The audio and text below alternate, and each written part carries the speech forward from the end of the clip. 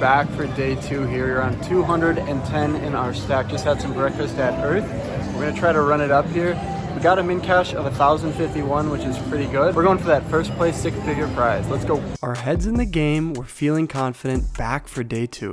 The players' chips are all nicely stacked in front of them, and ours are at table 43, seat 7. There's a couple intimidating stacks at our table, but we're not phased. Time to run it up. With blinds at 5K, 10K, 10K, we look down with 190K in our stack at ace-jack of spades from the small blind. The cutoff raises it up to 23K. With 190K in our stack, we don't have too much of a decision. It's an all-in or fold for us. Ace-jack suited, good enough for an all-in. I stick 190,000 chips into the middle. Cutoff doesn't think too long before ultimately making the call, which is surprising. He's going to risk a lot of his chips as well, although he does have us covered. He's going to need to win this as well if he has any hope of making it deep in this tournament. We turn over our ace-jack suited, and the opponent exposes his hand pocket 9, so it's a classic flip, although he is slightly ahead of us. We're going to need help here on the flop. Come on, dealer, one time. Flop comes absolutely insane for us. Ace 8-4, top pair for us, and we're way ahead of the opponent. He can only improve with a 9 here. Turn does not bring in that help. It comes a 3 of spades, and the river comes a 3 of hearts. We're going to get our full double up here. We're up to 405,000 chips. With blinds still at 5K, 10K, 10K, we have 365K in our stack, and we look down at pocket kings. The opponent raises it up to 23,000, a no-brainer decision here. I think we're a little too deep stacked to go for the shove, so I decide to 3-bet him here to 65,000. The action folds back around to the opponent, who puts in the additional chips, indicating a call, so we're going to go heads up to the flop. With 155K in the middle of the pot, the flop comes queen high, queen 8-4 with 2 diamonds. We do not have a king of diamonds in our hand. The middle position checks his action over to us, which we would expect him to do with his entire range, and I decide to go for a 1/3 pot size bet here for 45,000 chips. Opponent thinks about it for a second before ultimately putting in a call, so we're still heads up to the turn. Turn comes the 5 of spades, which doesn't change too much. Wouldn't expect the opponent to have called us with pocket 5s pre and on the flop, so I think for all intensive purposes this card is a blank. Opponent checks his option over to us for a second time, and I have around 200,000 left in my chip stack. At this point, there's 245K in the middle, and I have the opponent covered. I think it's a pretty no-brainer all-in decision for us here. We want to charge him for his draws. If he has any gutters to any straights, if he has any flush draw possibilities, if he just has queen jack or queen 10, we don't want him to get there with 2 pair, so I rip my entire stack into the middle, putting him to the ultimate decision. He thinks for a while. He goes into the tank. This is obviously a big decision for him and for me, but ultimately he finds a fold. It's just not his day. He doesn't want to risk the chips. He's not willing to gamble here, and we're going to take down this very sizable pot here and are feeling pretty great going into another break here.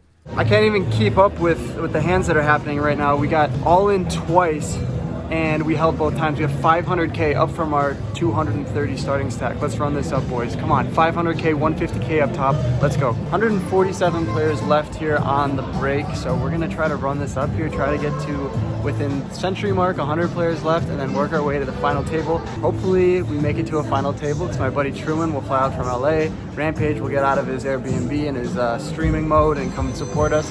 But yeah, we're loving life right now. We're just trying to find the good spot and then get our stack in.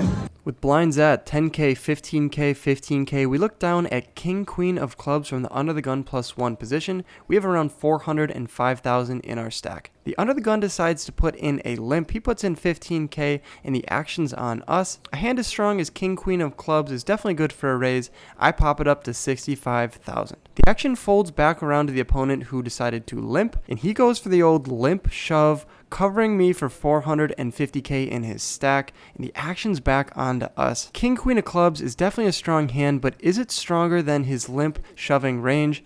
I don't know. I'm not too experienced in spots like this. So in spots where I'm not really too sure what to do, I decide to take a more passive line, and that's what I do here. I fold, not looking to get my stack in bad. If he has pocket queens, kings, aces, ace, king, we're in really bad shape. Only really flipping it against pocket tens and pocket jacks.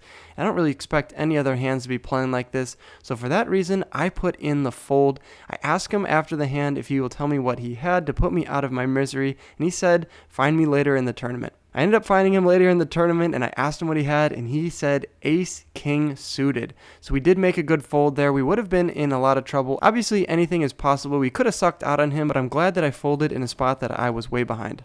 Hey, this game's the poker, baby. Let's go. Let's win. Gang, gang.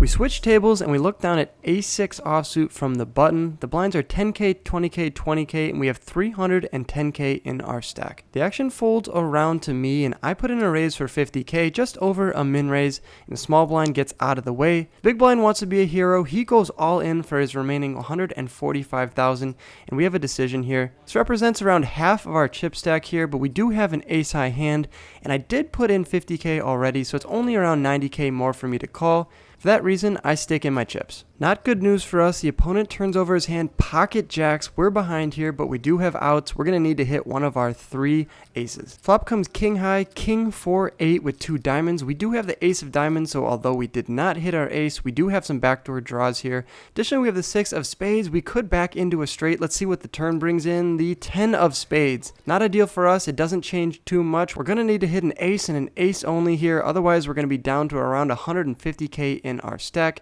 The river does not bring in any help. It comes the queen of diamonds. Opponent's going to get the full double up through us. We have some work to do.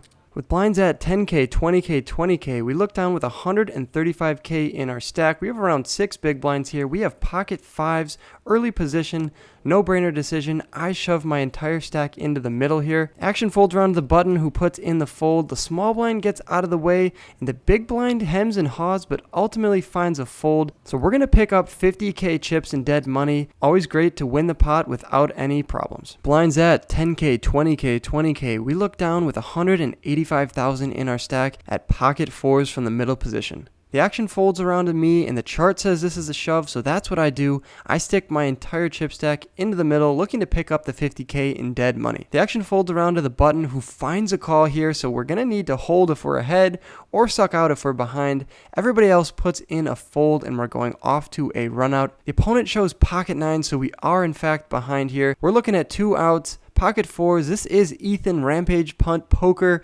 his favorite hand here. We're going to need to summon some of the luck that got him that WSOP bracelet. The flop is not good for us. The turn is not as well, and the river is terrible. We are out of the tournament here, out in 92nd place. Over 2,000 people entered the tournament. We get out of the tournament for $2,074, so an end profit of $1,074 because we fired 2 bullets.